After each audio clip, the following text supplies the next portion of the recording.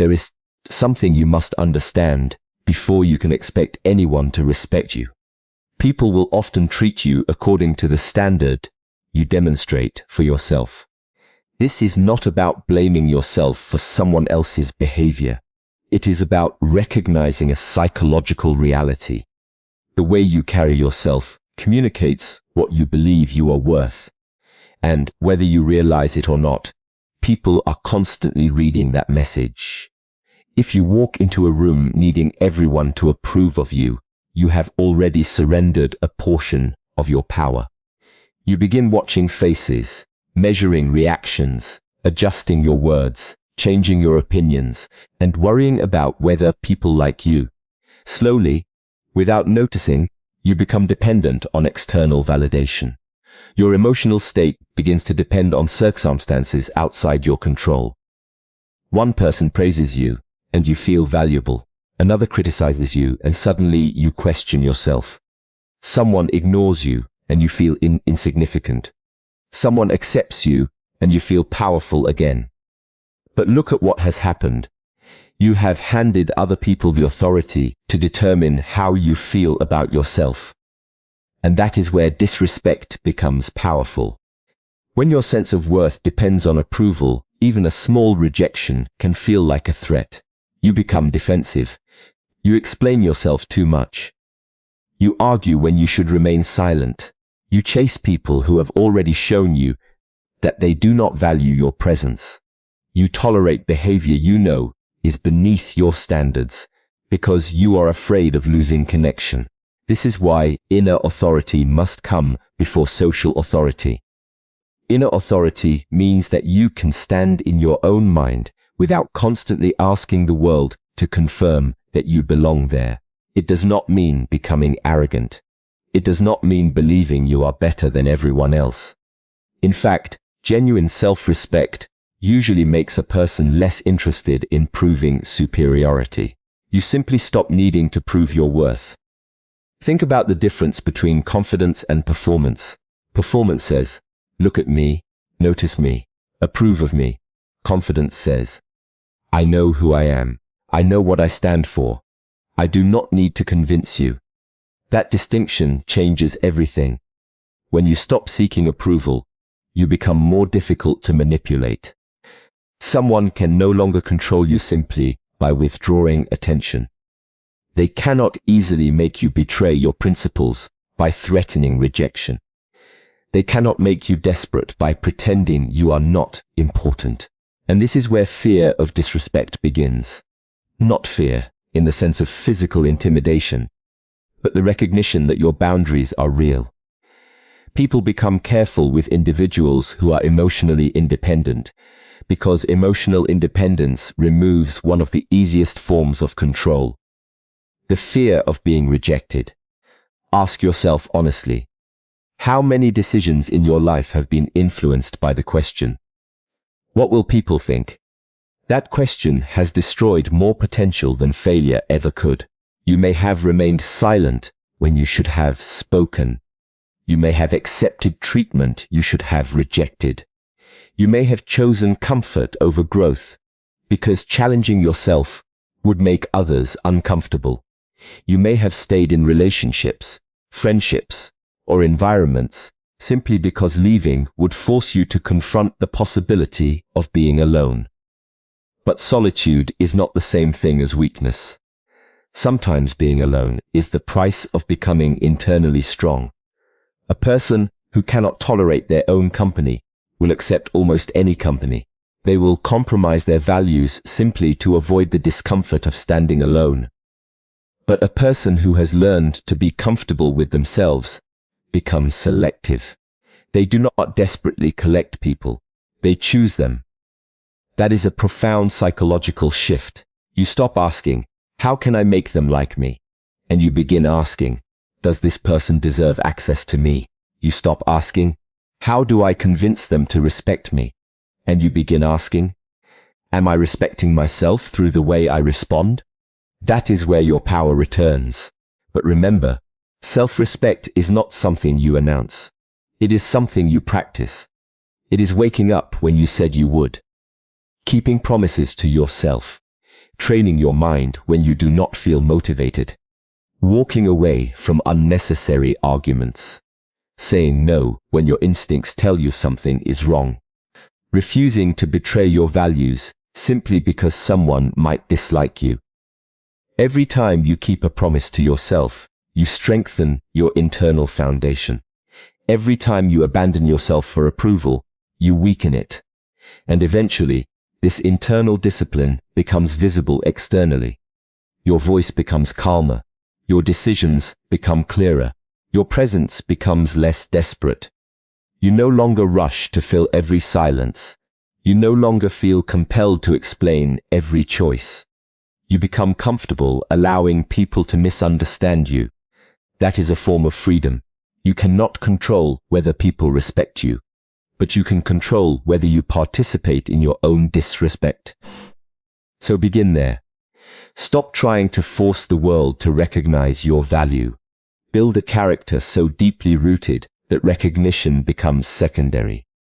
Asterisk, the moment you stop begging the world to value you is the moment you begin valuing yourself. Now, once you begin building that inner authority, the next challenge is even more important. Learning to control your emotional state. Because you can have strong boundaries, strong values, and strong principles. But if another person can push one button and completely change your behavior, then they still have power over you. Think about what happens when someone insults you. Your first instinct may be to respond immediately. You feel your body become tense. Your mind starts producing arguments. You want to prove that they are wrong, that you are stronger, that you will not tolerate their behavior. And because the reaction feels justified, you believe you are defending yourself. But sometimes you are not defending yourself. Sometimes you are simply being controlled. This is one of the most important distinctions in psychological strength. A person who provokes you and determines your emotional reaction has temporarily taken control of your attention, your energy, and your behavior. They may not have authority over you, but you have given them influence over your internal state. Real strength begins when you create space between what happens and how you respond. That space may only last a few seconds, but psychologically, those seconds are enormous. Someone says something disrespectful. You hear it. You feel the emotion rising. But instead of immediately reacting, you pause. You breathe. You observe what is happening inside you. You ask yourself, what response serves me here? That question changes the entire situation. You are no longer reacting from wounded pride. You are responding from awareness. And there is a deeper philosophical principle behind this. You cannot control everything that happens to you, but you can develop control over the meaning you assign to it. An insult is only as powerful as the psychological importance you give it. This does not mean tolerating abuse or allowing people to cross serious boundaries. It means refusing to let someone else's behavior dictate your emotional identity. There is a difference between being calm and being passive. A calm person can still be extremely firm. They can say, "Do not speak to me that way." They can leave the conversation. They can end the relationship. They can remove someone's access to their life. But they do not need to explode first. That distinction is powerful, because uncontrolled anger often weakens the very boundary you are trying to protect. When you scream, insult, threaten, or lose control, the other person may stop focusing on what they did and start focusing on your reaction. Suddenly, the conversation becomes about your anger instead of their behavior. Emotional discipline prevents that shift. It allows you to remain focused. Consider the strongest people you have encountered. Often, they are not the loudest people in the room. They do not constantly announce how powerful they are. They do not need to dominate every conversation. There is something quieter about them. They listen carefully. They observe.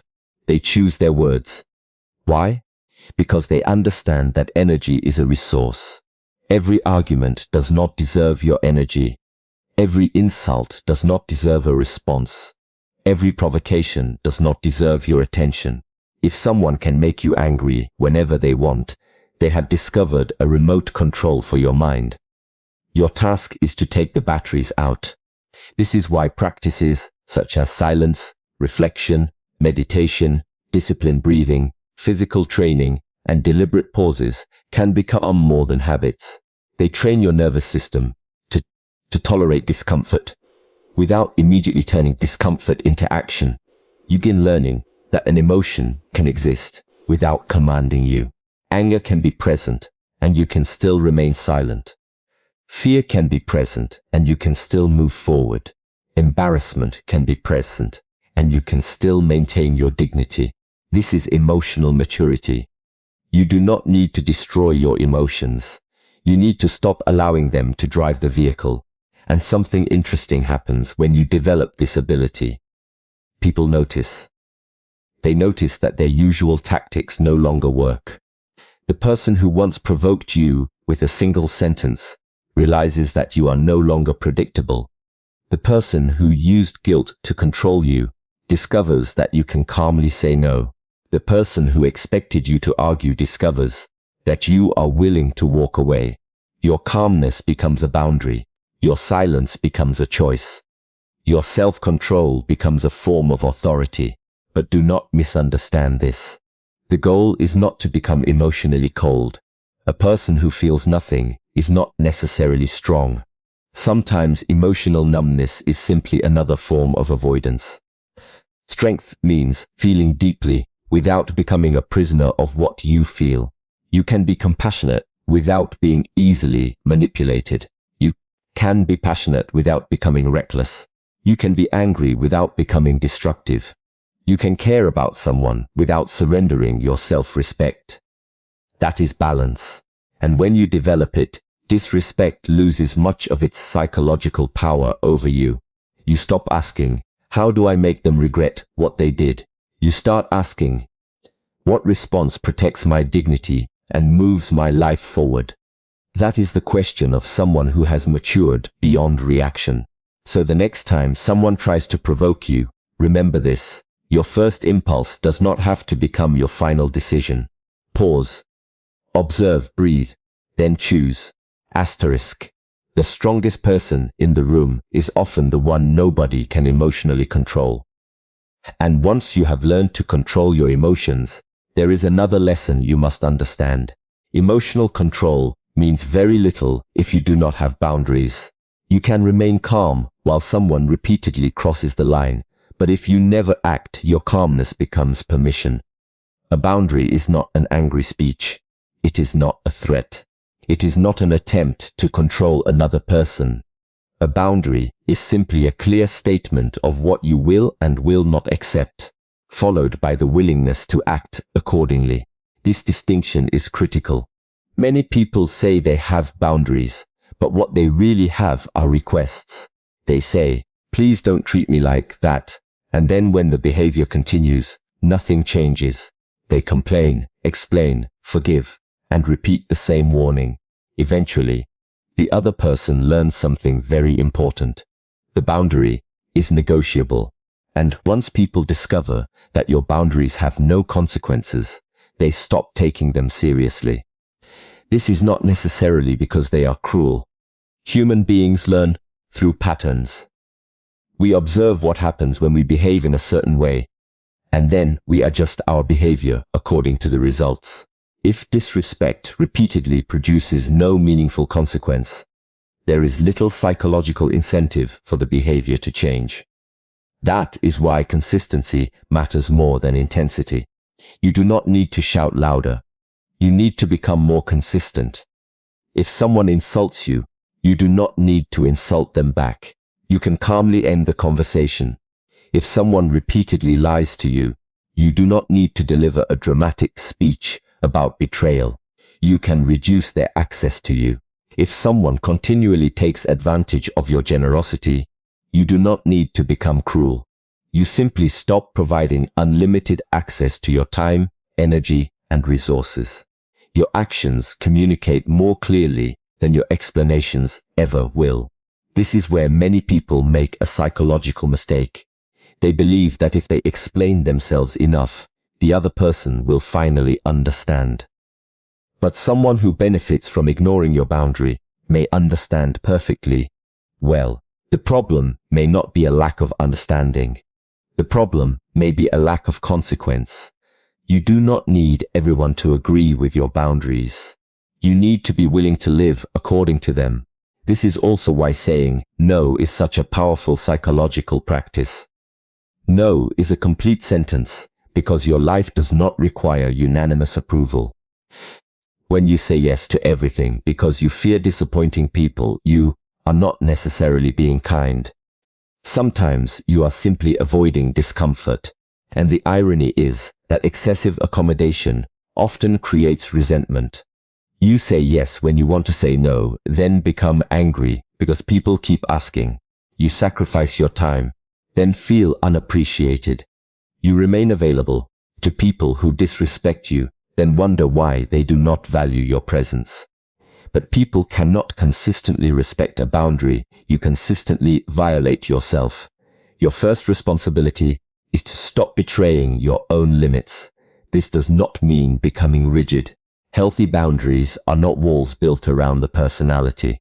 They are doors with handles. You decide who enters, how close they come, and when the door must be closed. There is also a deeper philosophical lesson here. Every choice teaches the world something about the person making it. When you walk away from disrespect, you teach yourself that your dignity matters. When you refuse manipulation, you teach yourself that your judgment matters. When you keep your word to yourself, you teach yourself that your own promises carry weight.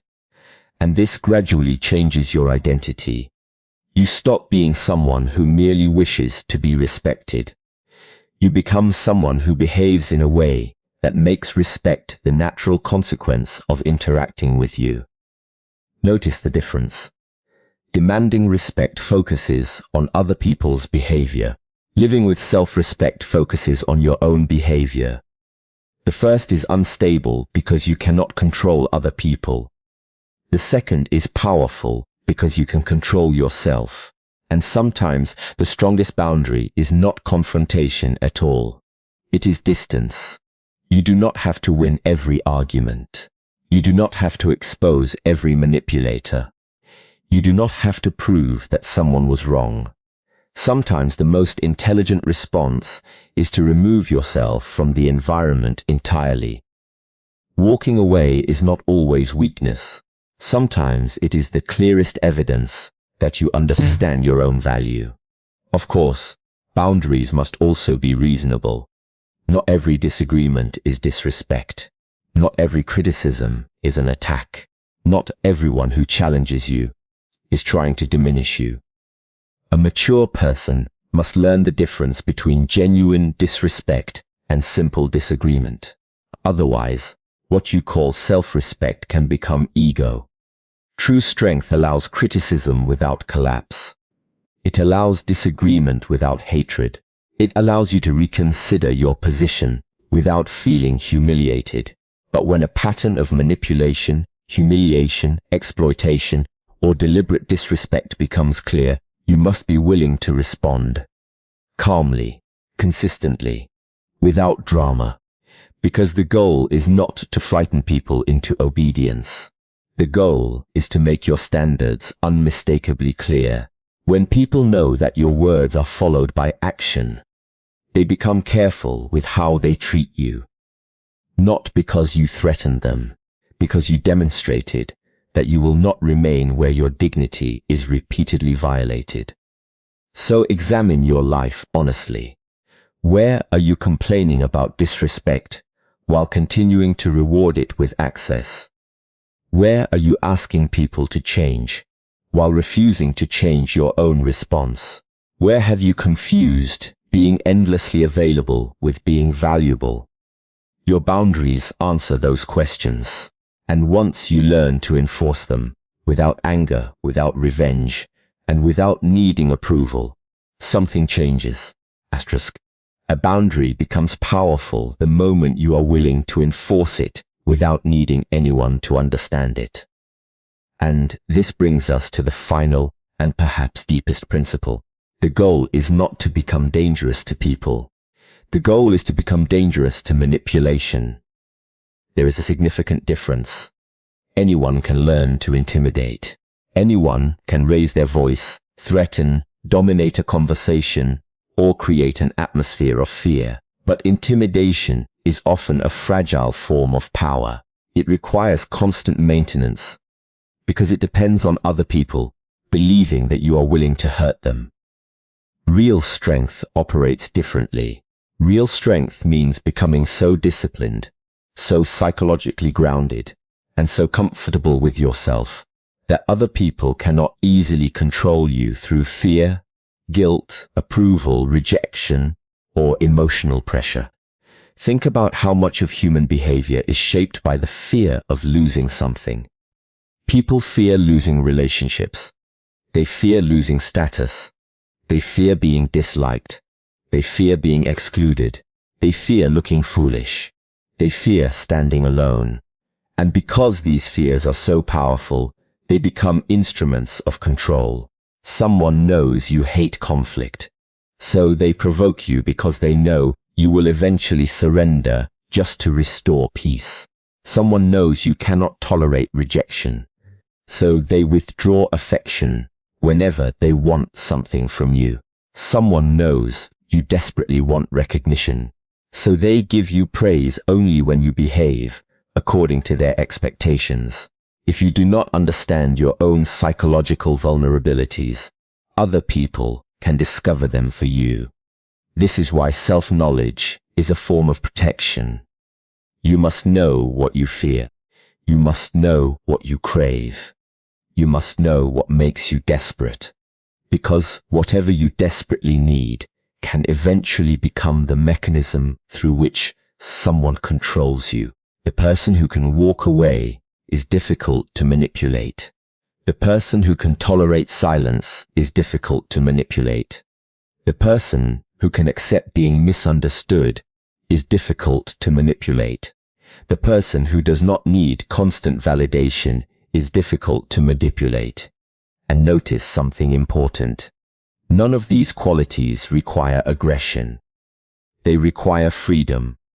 Imagine someone criticizes you publicly. If your identity depends completely on being admired, you may become defensive immediately. But if you have developed a stable sense of yourself, you can listen, evaluate the criticism, and decide whether there is anything worth learning from it. If the criticism is valid, you improve. If it is meaningless, you release it. Either way, the other person's opinion does not become your identity. That is psychological independence. It means your mind remains your own. And this is where competence becomes important. Confidence without ability is often just performance. If you want to become difficult to manipulate, develop real substance behind your confidence. Learn, train, build skills, keep commitments, become financially, intellectually, physically, and emotionally more capable. The more capable you become, the fewer situations can trap you. When you know you can survive without someone's approval, you negotiate differently. When you know you can walk away from an unhealthy environment, you behave differently inside it. When you trust yourself to rebuild after failure, threats become less effective. This is why independence creates a particular kind of presence. You are no longer trying to appear powerful. You simply have fewer things to prove. And paradoxically, that often makes people take you more seriously. But there is another dimension to this principle. Do not become obsessed with making other people fear you. That obsession itself is a form of insecurity.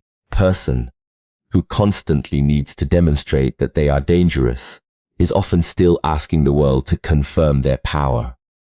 The truly disciplined person does not spend their life trying to convince others that they should be afraid. They focus on becoming someone they themselves can respect. That requires a difficult kind of honesty. You have to examine where you are still controlled by your ego. Can someone make you lose your temper with one sentence? Can someone make you abandon your values because you are afraid they will leave? Can someone flatter you into doing something you know is wrong? Can someone insult you into proving yourself? Can someone ignore you and make you chase them? If the answer is yes, then there is still work to do. Not because you are weak, because you have discovered where your freedom is incomplete, and that is valuable knowledge. Self-mastery is not the absence of weakness. It is the continuous process of becoming less controlled by your weaknesses. You become stronger every time you recognize an emotional trigger and choose not to obey it. You become stronger every time you walk away from an unnecessary argument. You become stronger every time you refuse to trade your principles for temporary approval. You become stronger every time you choose long-term dignity over short-term comfort.